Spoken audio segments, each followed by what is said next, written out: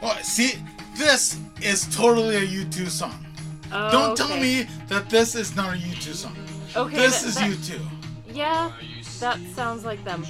Yeah. I'm not gonna disagree with you there. I haven't listened to this track as much as some of the others, so now I hear what you're talking about. Yeah, good.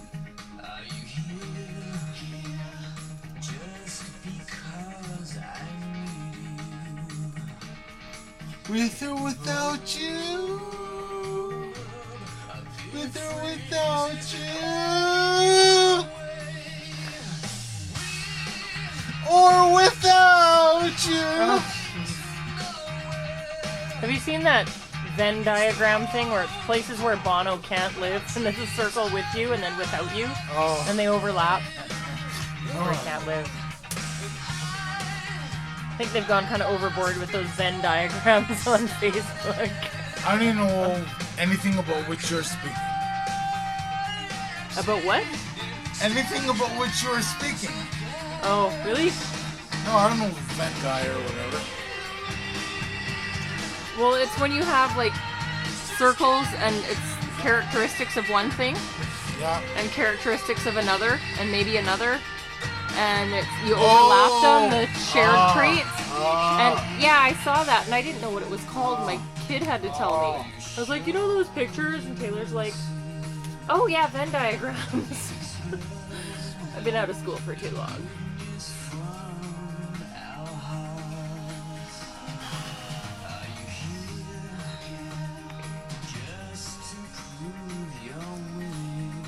I still haven't found what I'm looking for. Nor have I.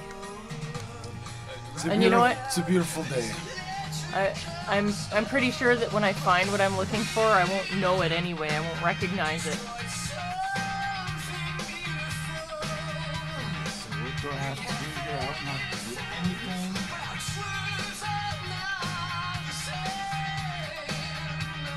Not ready. Okay, so we got Lingerie Football League article, and look, man, I didn't see because I have 1, 2, 3, 4. Well, no, you know what? I think we are basically on schedule. This is good. Yay! See, I used to write things out with what time it should be done at and this, that, and then I just realized, you know what?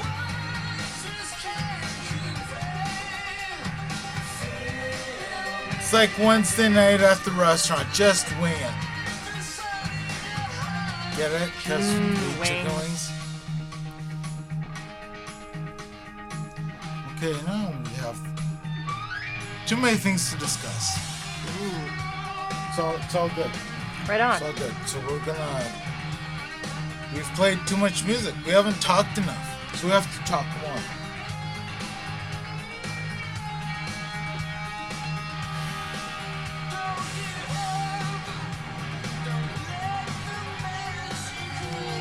What you pondering? This song doesn't really excite me. Doesn't excite you? You two never excited me that much, and neither does this. Okay.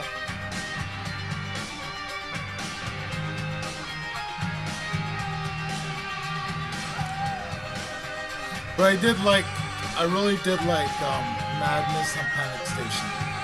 Yeah, those are definite plays for me.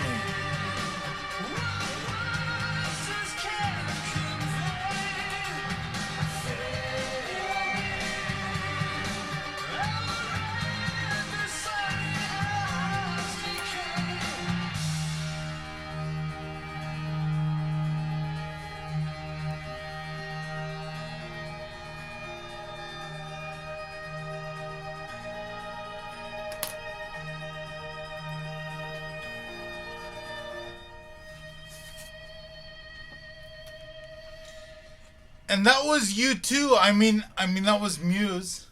That was Muse with Big Freeze. That's right. Ode to Global Warming. So yeah. Now, I don't think I'm being unreasonable when I say that sounded like a U2 song, because it did. I agree. It definitely has even Wiener Dealer U2 Weezerdana, sounds to it. who thinks that Muse is one of the greatest things on earth, and is only heavily influenced by U2. That was a U2 song. I, however, do like U2 as well. Yeah, they're all right. So, reason number 10. A reason why you should support LFL Canada. And there's a beautiful picture of the beautiful Darnell Burnham, who was on this show, because she's beautiful, which is another reason why she plays lingerie football. So don't be hating on the beautiful girls who play lingerie football, because it's in their damn right to play lingerie football. Anyway, nothing displays the character and empowerment that comes with competing in the league than an athlete that juggles a career, household, and an athletic endeavor. It takes a very special and dedicated woman. These are highly conditioned athletes with great strength inside and outside. Some of the moms that compete in the league include Donna Paul with the Toronto Triumph and Alyssa Cecchini from the Regina Rage. The BC Angels might lead the league in most moms on their roster, along with U.S. import Jessica Hopkins, who won the Mortaza Award in the U.S. division of the LFL. The Angels' moms include QB Marianne Hansen, RB Nadej St. Felix, and WR Darnell Burnham. In all seriousness, there are many women that do not feel sexy after having children. If LFL Canada does not make a woman feel strong and powerful, yet sexy and desired, no other opportunity will. The opportunity to compete in LFL shows these dedicated moms that it is possible to have it all while serving as inspirations for working moms everywhere. Isn't that nice? I think that's nice. Reason number 3. Okay, we're counting down. So that was 10. This is 9. The pre-game autograph sessions are an invaluable component in promoting the total package that is LFL Canada. Yeah, autograph sessions. Not a big deal to me, but whatever. Meeting players adds to the experience, and to be a sports fan is to identify with experiences. Making athletes accessible not only gives fans a vested personal ownership in the performance of the team, but an autograph photo is always the highly cherished piece of sports memorabilia.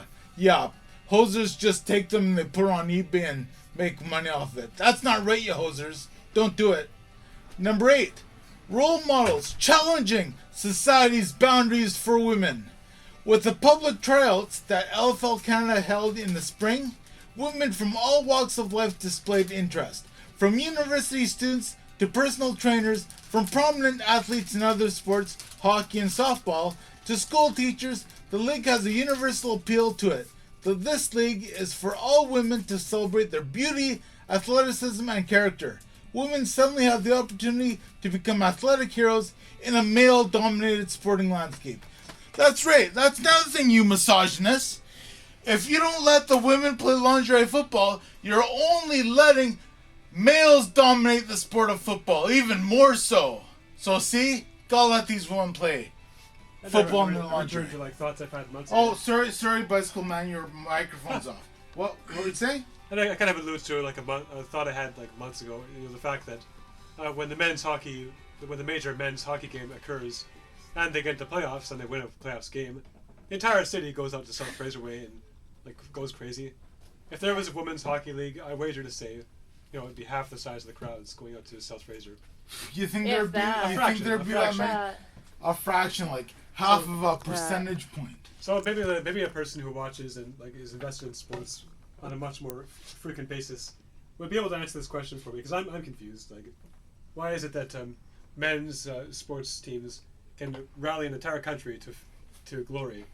Well, women's sports are still such a minority of support. Well, I have a guess. Before we move on to play some paper maps, that's these guys. That you look at your radio and take a picture there, Wiener Dealer Wizardana.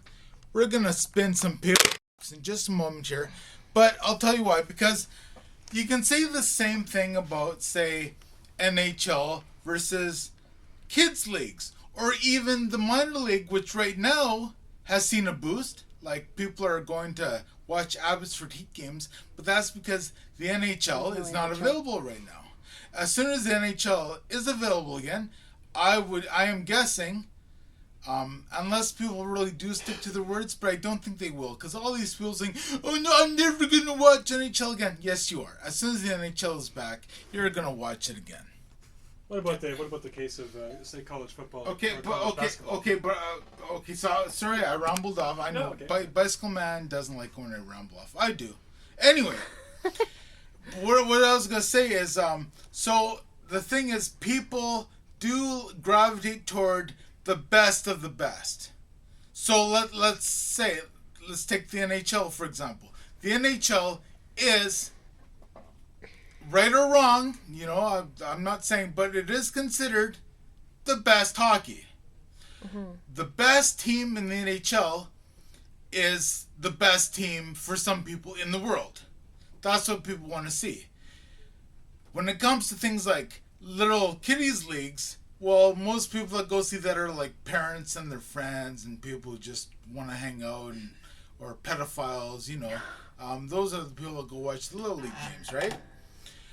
So I'm saying women's leagues, if there were a league where women, let's say there were a women's football league where the women would definitely beat the male team, and they'd be the best team in the world, more people, I think, would watch the women's version of it. I'm sure that could take place. The underlying assumption is that women are a lesser sex, like women that have less strength and physical advantage than men. But the thing is, see, okay, you're saying that's the assumption, but I'm not saying that women, and that's the problem that I think we're having. That's, I think, one of the problems. When we say, well, if we have a tryout, like for, the BC Lions, and let's say women are allowed to try out as well, not as many women are going to make the team as men. Because that's a fact. That's a physiological fact. It's a physiological fact. But that's not to say that women are inferior to men. There are just things that women do better, and there are things that men do better. But there's no reason why we have to think, we're thinking of women as the lesser sex just because they can't play CFL or NFL football as well as the men do. Yes, do you think we'll never live in a world where professional sports will involve both men and women? I don't mean like men and women's teams. I mean like on the same team. Well, I would say I'm all for it, but let's face it. Look at all the Olympic records in track and field, for example. Yeah, track and field is mixed athletics. Like why can't major team sports be mixed? Yeah, but you don't have women racing against the men though. Look at the world records. Yeah. The fastest track records are by the men. It's not that I'm not sitting here saying, men are better than women, but the fact is the Olympic records are faster on the men's side than on the women's side. Am I saying all men are faster than women? No. Am I saying I hate women? No. So don't be throwing that at me. No, I'm just saying there's a natural reason for this. Are some women able to run faster than most men? Yes. Those Olympic athletes, the women, they can run faster than most men in the world can. But the men that can run faster than all of the men in the world, they can run faster than the women do. Yeah, so you can almost form an argument that says, say that the NFL or the NFL or the NHL were mixed sexes. It would only be a matter of time before one team would be at a great disadvantage because that team has more women than men on their team. I would have nothing against a team being mixed men and women, but something that Wiener Dealer Weezer Dan and I were discussing earlier, although on a different topic, we can't let certain people, and I'm not saying women, I'm saying any kind of person or even guys, we can't let a guy play on a certain team if he's not good enough to play on that team. Or when we're talking about jobs. We're talking about jobs when somebody is totally qualified to do a job, but because of certain sociological preferences that are required to have that job, because you have to fill a quota, that person who is able to do the job and is reliable and well at doing that job can't do the job because you have to give it to somebody who's disadvantaged. And I'm not saying don't help the disadvantaged. I'm just saying people, as much as we want to think we are created equal, we are all created with equal opportunity. But we are not all equal. We are all strong at different things. Yeah, so there's still kind of that, what you're saying is women are less physically advantaged than men. In something, they're... Or or just differently able, I think is well, no, they're just different. I mean, for example, and again, this isn't a racist comment, but why do you think the Jamaicans are always winning the sprints? Because their bodies are like the genes that they have, for whatever reason, they're fit for sprinting. The people from Uganda and Ethiopia, whatever, they're good at long distance running. In the United States, they're good at playing basketball. But even then, they import players. I mean, Brazil has some great basketball players. Greece has good basketball players too. But I'm just saying, like, there is still... this is like a taboo thing to do. But the fact is, different cultures are different genetic-wise. They're differently built. Okay. There are some people just... like the way I was built. Before I got into my accident, I was just naturally a good runner. Then I had an accident. I'm not a good runner anymore. So I have to find something else to do. But somebody who could have had every ability that I had, who may have been 2 feet shorter than I am, he wouldn't have been as fast of a runner as I was. Because I had a long stride. He could have been identical in every way, but because his legs are shorter, he can't run as fast as I can. Well, then, from a football or hockey standpoint, I've definitely seen women that have like an equal, if not greater, build than men. Yes. Would a woman with an equal build to men be allowed to play on a men's team? That I don't know, but that's not really the scope. I'm saying I would agree with that. There was one time it was more of a gimmick than anything else. But remember when? Well, maybe you don't remember. But when we had the expansion teams, I think it was the San Jose Sharks, they actually had a female goaltender. Yeah, that was really a disaster. But again, there you go. It was like a gimmick or whatever. I wasn't following hockey as much back then, so I don't know exactly what happened. It's a rather unfortunate illustration for hockey. So, introduce women to the sport, but bring a woman who's vastly unprepared to actually enter the sport. And now the entire argument is, women can't possibly play in hockey. Just look at this one time, What a horrible illustration, because it's such a skewed illustration. Do you think that's what they were trying to prove, though? I think they were trying to prove that the women could be in sports. But then, I don't know, it's almost like a conspiracy theorist to me wants to say that they brought in a woman who's vastly unprepared on purpose. Who knows? Maybe that's not the case, but the fact of the matter is she was. There could have been a woman that'd be better suited to the job. Okay, let's look at a different way. Didn't they bring Gordie Howe back to play hockey one season? Well, that's a gimmick through and through. Well, but again, see, we do these things, but let's face it, like, whether it's because of age or sex or whatever, or how tall you are, somebody who's 5'5" who can dribble a ball just as well as somebody who's 7'5", he's not gonna get on the NBA team. Maybe he will, but he doesn't have as good. He's not going to be as good as a 7'5" guy, because basketball needs the 7'5" guys. Well, by all means, let there be women's and men's teams. Let there be equal advantage in terms of, however, physiological aspects of sex are come out physically, and that's fine. I'm fine with that. I still want to know why we can't pack out South Fraser when a women's team wins a gold medal.